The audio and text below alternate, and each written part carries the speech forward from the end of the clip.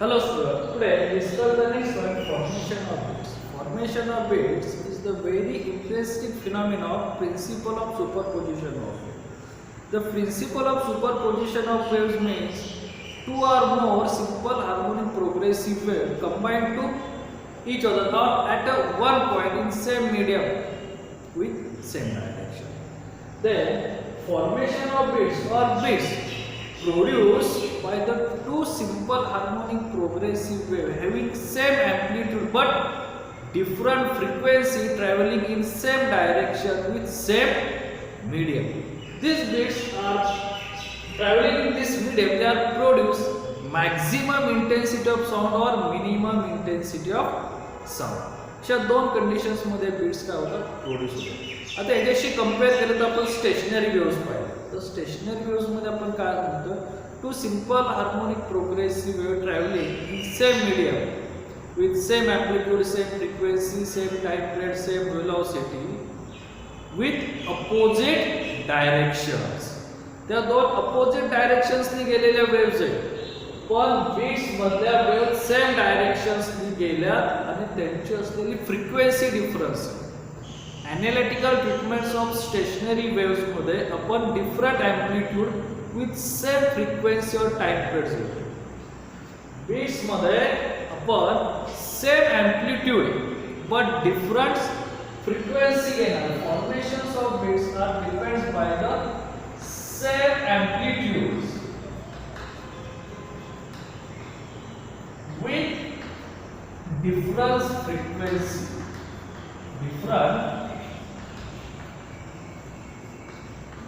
frequency, or time period of wave. हे वेगवेगळे आणि त्यांच्या कॉम्बिनेशन्स पासून जी वेव्ह तयार होते त्याला आपण काय म्हणतो, बीट्स. स्टेशनरी वेव्स मध्ये नोड्स आणि अँटीनोड्स तयार झाले होते. Nodes is the minimum amplitude value and antinodes means the maximum amplitude value. Here produce of this sound is dependent by intensity of sound is directly proportional to the square of amplitude. म्हणजे जो एक साऊंडचा जी intensity तयार होणारे sound ती कशा वेळ एम्प्लिट्यूडच्या square वर depends. म्हणजे जेवढं जास्त एम्प्लिट्यूड असेल तेवढी जास्त इंटेन्सिटी असते. मग तसंच ज्यावेळेस दोन बीट्स एकत्र येतील त्यावेळेस एकत्र आल्यानंतर आपल्याला माहिती आहे तर त्यांच्यामध्ये कन्स्ट्रक्टिव्ह पॅटर्न्स तयार होईल किंवा डिस्ट्रक्टिव्ह पॅटर्न्स तयार होतील. दोन वेव्ह जर सेम डायरेक्शनने येत असतील तर आपण प्रिन्सिपल ऑफ सुपरपोजिशन मध्ये पाहिलेलं आहे की ते काय तयार होतं, कन्स्ट्रक्टिव्ह किंवा डिस्ट्रक्टिव्ह पॅटर्न. म्हणजे एकतर ॲम्प्लिट्यूड मॅक्झिमम असेल किंवा मिनिमम असेल किंवा इंटेन्सिटी ऑफ साऊंड मॅक्झिमम असेल किंवा मिनिमम असेल. जिथे इंटेन्सिटी ऑफ साऊंड मॅक्झिमम असेल तिथे एम्प्लिट्यूड सुद्धा कसं असणार आहे, मॅक्झिमम असणार आहे. स्टेशनरी वेव्स मध्ये त्याला आपण अँटीनोड्स म्हणतो. जिथे इंटेन्सिटी ऑफ साऊंड मिनिमम असणार आहे तिथे एम्प्लिट्यूड सुद्धा काय असणार आहे, मिनिमम असणार आहे. स्टेशनरी वेव्स मध्ये त्याला आपण नोड्स म्हणतो. आता बीट्स मध्ये जिथे इंटेन्सिटी ऑफ साऊंड मॅक्झिमम असतो त्याला आपण वॅक्झिन म्हणतो.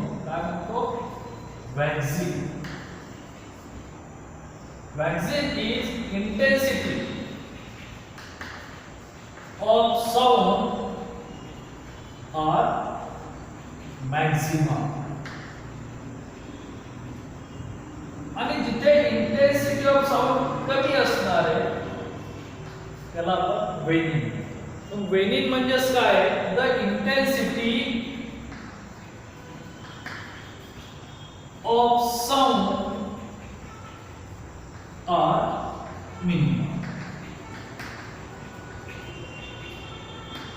The intensity of sounds are minimum is called as varying. The intensity of sounds are maximum is called as waxing.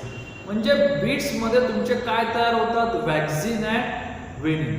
They are alternately produce. जसे नोड आणि अँटीनोड्स आपल्याकडे अल्टरनेटली प्रोड्यूस होतात तसेच हे वॅक्सिन अँड वेनिंग ह्या बीट्स मध्ये अल्टरनेटली प्रोड्यूस होतात.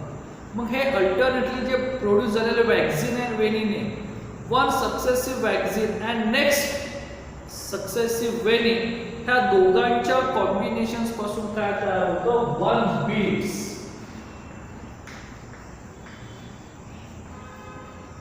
One bits means the one vaccine and one venin.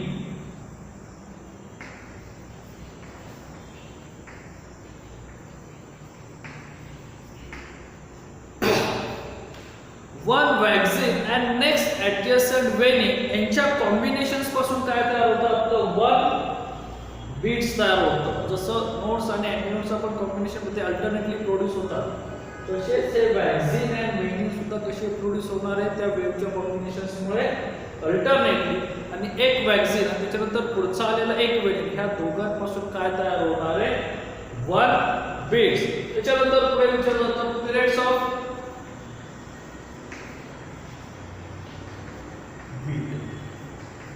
तर स्टेशनरी वेव्स मध्ये आपण अल्टरनेटली नोड आणि अँटीनोड्स तयार होतात तसे इथे सुद्धा अल्टरनेटली वॅक्सिन अँड वेनिन तयार होतात. द टाइम इंटरवल बिटवीन काय time interval between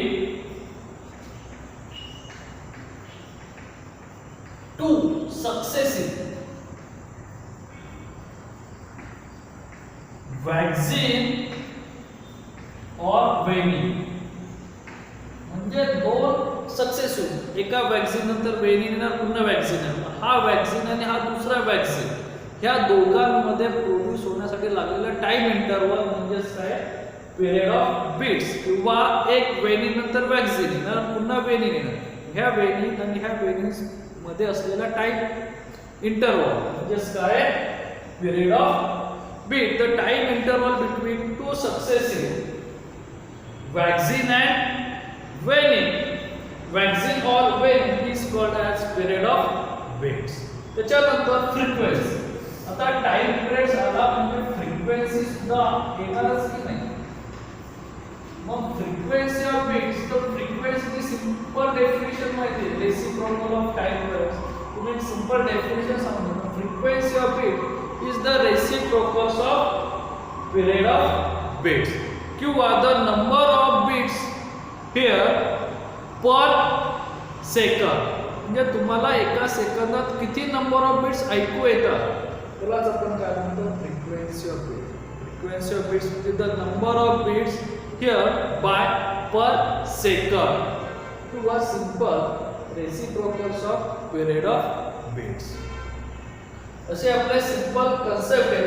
formation of beats हे सुद्धा प्रिन्सिपल ऑफ सुपरपोजिशन वरतीच डिपेंड आहे. फक्त प्रिन्सिपल ऑफ सुपरपोजिशनच्या इथे अँप्लिट्यूड सेम आहे आणि फ्रिक्वेन्सी डिफरन्स ते ट्रॅव्हल सेम डायरेक्शन्स मध्ये आणि सेम मीडियम मध्ये. स्टेशनरी वेव्स हे सुद्धा प्रिन्सिपल ऑफ सुपरपोजिशनचाच कन्सेप्ट किंवा फिनॉमिना पण तिथे आपण घेताना म्हणजे जे डेरिव्हेशन त्याच्यामध्ये आपण अँप्लिट्यूड डिफरन्स घेतलाय. फ्रिक्वेन्सी सारखी घेतो म्हणजे टाइम पिरियड्स किंवा फ्रिक्वेन्सी सारखी आणि त्या दोन waves travel in opposite direction in same medium. So दोघांमधला बेसिक डिफरन्स आहे.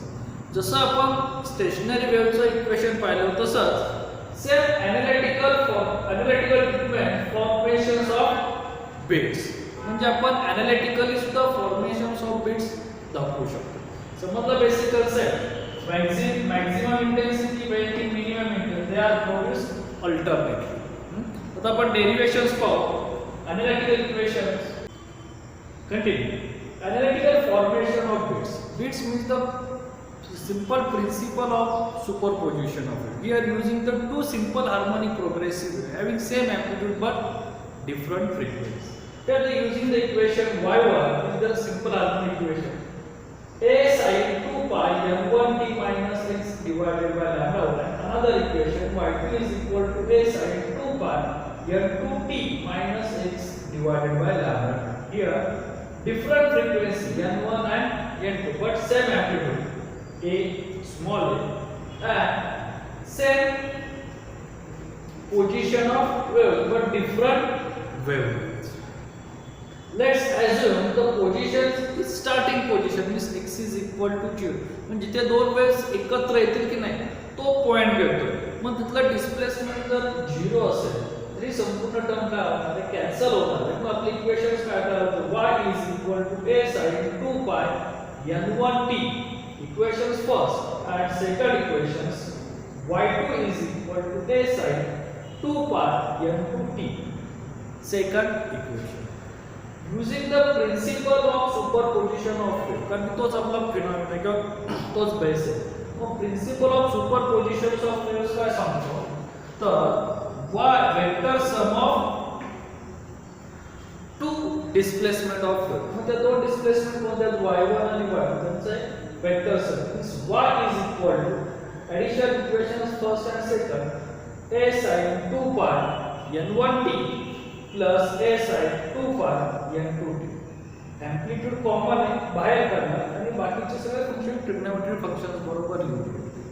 इथे आपण एक ट्रिग्नोमेट्रीचा फॉर्म्युला यूज करतो. तो फॉर्म्युला काय आहे, sin c plus sin d. sin c plus sin d काय आहे, 2 sin c plus d divided by 2 into cos c minus d divided by. जर हे इक्वेशन जर आपण ह्याच्याशी कंपेअर केलं तर y is equal to a 2 sin c. c ची व्हॅल्यू काय आहे, 2 pi n1t 2 pi n1t plus 2 pi n2t divided by 2 into second काय cos पुन्हा bracket 2 pi n1t minus 2 pi n2t divided by 2 whole bracket is closed. c च्या ऐवजी आपण value काय put करतो, 2 pi n1t आणि d च्या ऐवजी 2 pi n2t. हा संपूर्ण c, हा संपूर्ण d. आता जर आपण इक्वेशन जर रिराइट केलं तर y is equal to 2a in bracket sin 2 pi फक्त कॉमन काढतो, आतमध्ये काय राहिलं n1 plus n2 divided by 2 into t. 2 pi पुढे घेतला आणि t पाठीमागे घेतला into cos. इथे सुद्धा 2 pi बाहेर काढतो, इन ब्रॅकेट काय राहिलं n1 minus n2 divided by 2 into t. म्हणजे आपलं दोन सिंपल हार्मोनिक प्रोग्रेसिव्ह वेव्ह एकत्र केल्यानंतर हे इक्वेशन तयार. आपलं इक्वेशन जे स्टँडर्ड फंक्शन्स आलं पाहिजे, म्हणजे y एम्प्लिट्यूड ट्रिग्नोमेट्री फंक्शन हा साइन आला पाहिजे 2 pi n1 किंवा फ्रिक्वेन्सी इनटू टाइम. तुम्ही इक्वेशन्स रीराइट करतो 2a cos 2 pi n1 minus n2 divided by 2 into t into sin 2 pi n1 plus n2 divided by 2 into t. म्हणजे हा संपूर्ण जो आपल्याला फॅक्टर दिसतोय तो इथपर्यंत, तो फॅक्टर कशाशी कंपेअर होतोय, एम्प्लिट्यूडशी. हा ट्रिग्नोमेट्री फंक्शन साइन, तो सुद्धा साइन आला 2 pi n1 plus n2 divided by 2. ही फ्रिक्वेन्सीचा एव्हरेज आहे किंवा मीन ऑफ फ्रिक्वेन्सी. इथे सुद्धा फ्रिक्वेन्सी होती, इथे सुद्धा त्या फ्रिक्वेन्सी आहेत आणि इथे टाइम होता, इथे सुद्धा टाइम. म्हणजे आपलं इक्वेशन्स रिराइट करून काय होतं, y is equal to a sin 2 pi n t. here a is amplitudes ही संपूर्ण व्हॅल्यू आणि हा n means average of frequency. त्या फ्रिक्वेन्सीची काय आहे, एव्हरेज किंवा मीन म्हणतो. मीन म्हणलं तरी चालेल. therefore a is equal to 2a cos 2 pi n1 minus n2 divided by 2 into t, and small n is equal to n1 plus n2 divided by 2 is mean frequency.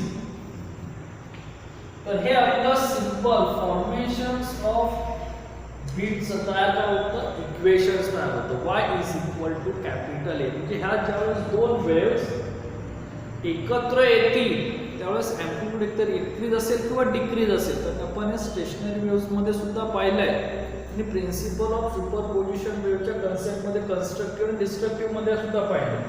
ज्यावेळेस हा एम्प्लिट्यूड मॅक्झिमम असेल त्यावेळेस intensity of sound काय असणार आहे maximum because intensity of sound is directly proportional to the square of amplitude कशावर depends आहे तर तुमच्या असलेल्या एम्प्लिट्यूडच्या स्क्वेअर मग वॅक्सिन आपल्याकडे कोणत्या दोन कंडिशन तयार होतात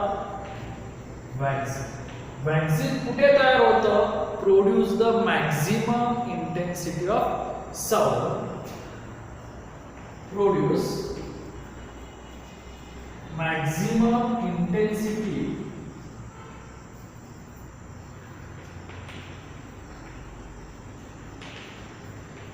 of sound म्हणजे तिथे असलेलं हे एम्प्लिट्यूड कसं असणार आहे maximum means capital A is equal two plus minus 2A जे आपण स्टेशनरी वेव्हला कन्सेप्ट घेतला होता तो सेम कन्सेप्ट इथे अप्लाय होतोय म्हणजे इथे असलेले एम्प्लिट्यूड काय येतंय 2A मग ह्याला आपण equations number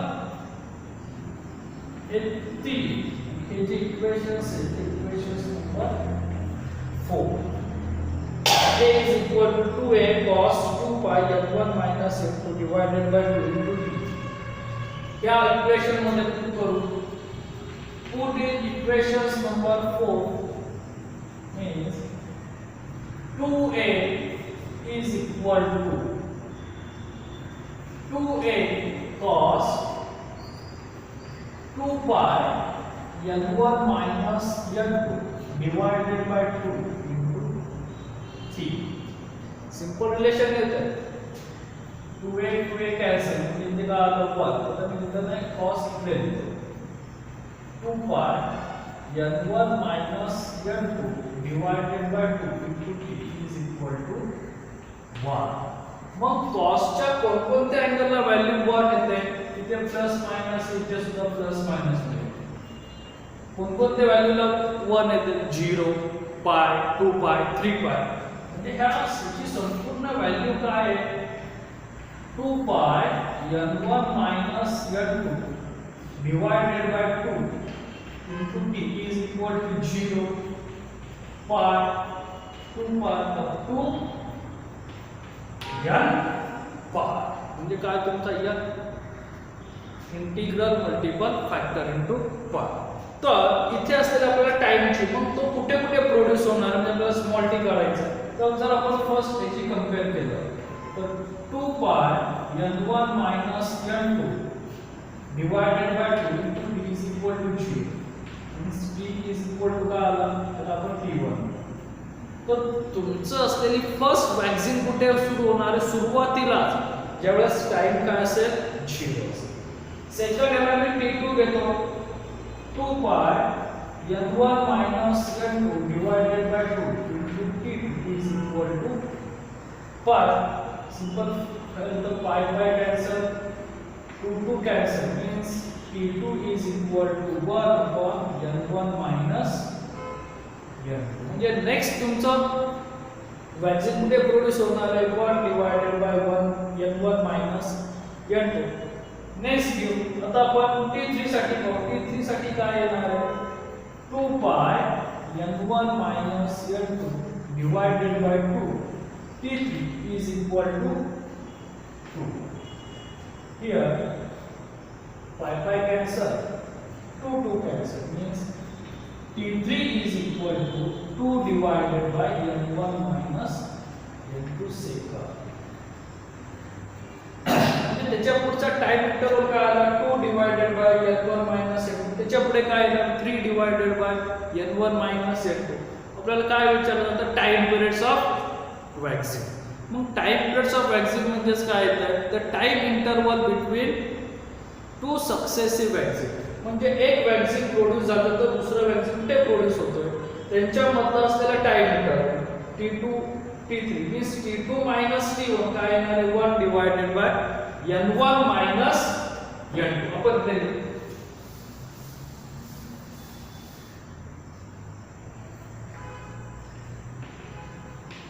time interval between vaccine मग त्या टाइम इंटरवल बिटवीन वॅक्सिन काय येणार आहे t2 minus t1 T2 minus T1 is 1 upon N1 minus N2. पुढचं T3 minus T2 तो सुद्धा काय येतोय 2 divided by N1 minus N1 minus 1 divided by N1 minus N2.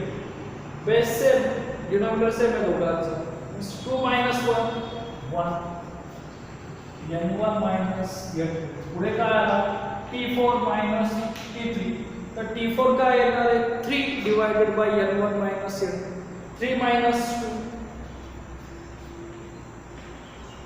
तर तुमच्या सगळ्यांचा टाइम इंटरवल कसा येतोय सारखा येतोय की नाही तुमचे काय येतोय 0 1 upon N1 minus N2 2 upon N1 minus N2 पुढचं काय येणार 3 upon N1 minus N2. Is that clear? Means time interval between two successive vaccine are same. आता जसं आपण वॅक्सिन फाइंड आउट केलं तसंच आपल्याला काय फाइंड आउट करायचंय वेन. आता वेनिंग कुठे प्रोड्यूस होतं तिथं इंटेन्सिटी काय असते मिनिमम असते. इंटेन्सिटी काय असते मिनिमम असते. मग इंटेन्सिटी मिनिमम कुठे येते एम्प्लिट्यूडला जिथे एम्प्लिट्यूड काय असतो 0. वेनिंग produce at minimum intensity of sound. This minimum intensity of sound produced amplitude is 0. This value again put in the equation number 4 is 0 cos 2 pi n1 minus n2 divided by 2 into t. त्यानंतर 0 cos 2 pi n1 minus n2 divided by 2. मग कॉसच्या कोणत्या अँगलला value 0 येतात same. तर तो angle हे असणार तर pi by 2 3 pi by 2 5 pi by 2 up to 2n plus 1 pi by 2. या आता इथे यांच्या जागी आपण p लिहतो repeat number. p means any integral number. त्या प्रत्येक नंबरला या स्टार्टिंग इज 0 टू इन्फिनिटी. तर त्या प्रत्येक अँगलला तुमचा कॉस काय येतो 0 येतो. मग आपल्याला हे टाइम फाइंड आउट करण्यासाठी जसं की आपण फाइंड आउट केलं त्याला आपण t1 म्हणू बरोबर. t1 फर्स्ट कंडिशन साठी 2 pi n1 minus n2 divided by 2 t1 is equal to pi by 2. First 0 नंतर कुठे pi by 2 त्याच्या पुढे pi त्याच्यानंतर 3 pi by 2 means 0 90 180 270 360 हा पुढे 450 असे तुमचे अल्टरनेटली काय येतात वॅक्सिन आणि मेडिसिन ते आपल्याला प्रूव्ह पण करायचं. मग हे जर रिलेशन्स पाहिलं pi pi cancel 2 2 cancel means t1 is equal to 1 divided by 2 n1 minus n2. Second t2 घेऊ आपण 2 pi n1 minus n2 divided by 2 t2 is equal to 3 pi by 2.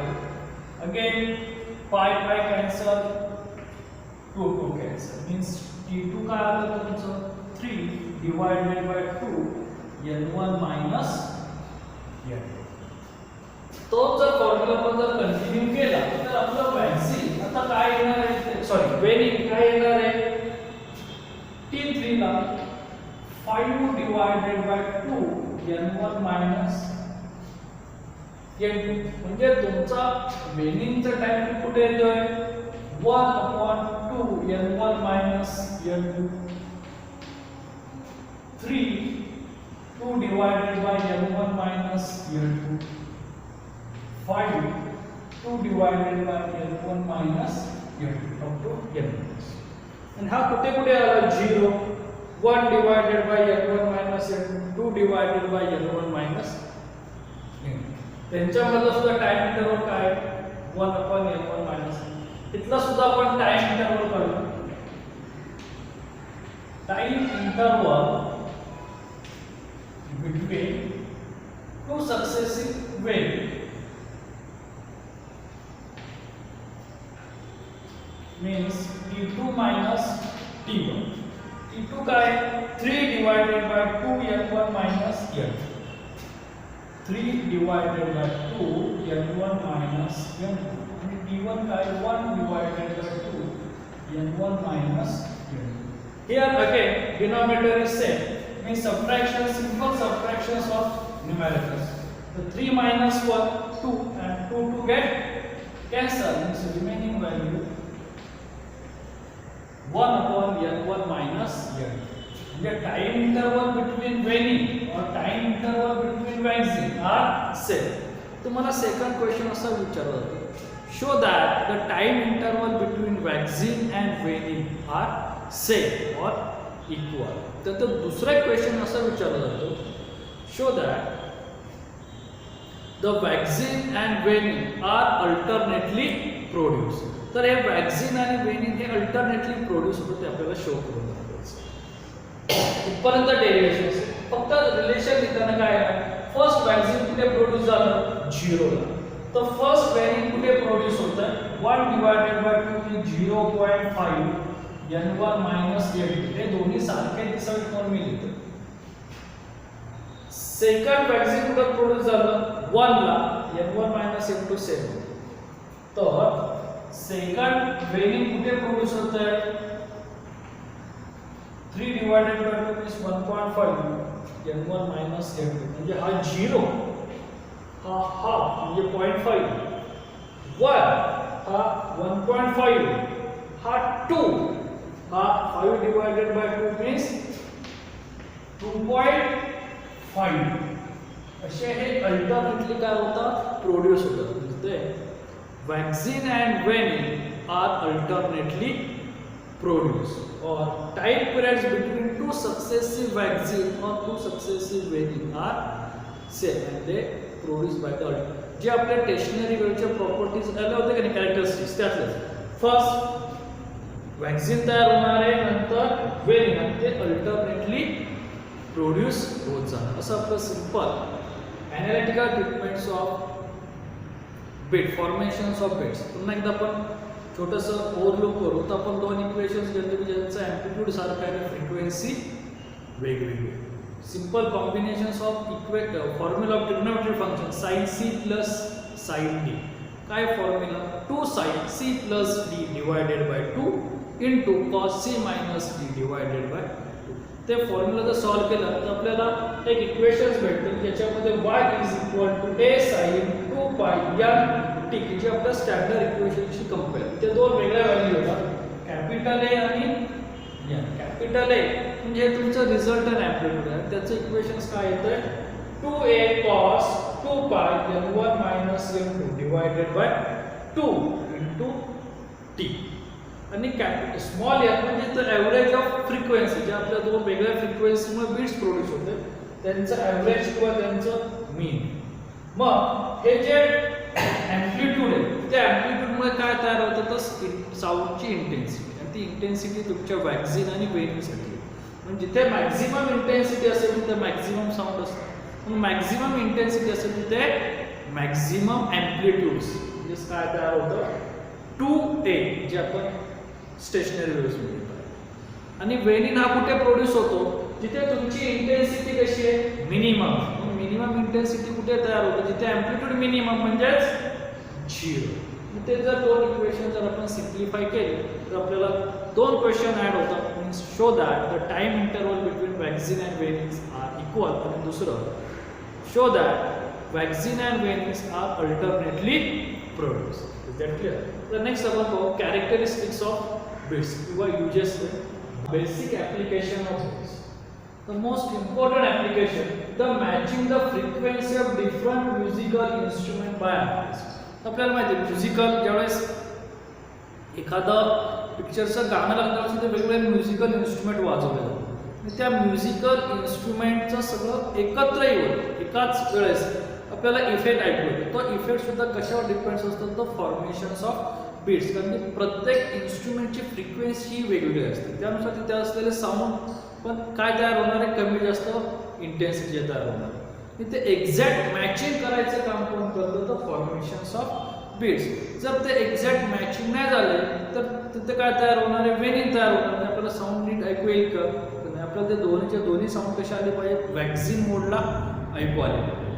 First important the matching the frequencies of different musical instruments by algorithm. तर second importance आहे the speed of an aeroplane can be determined by using radar system.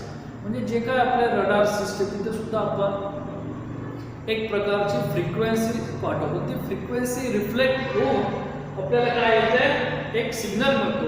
ते सुद्धा simple application beats.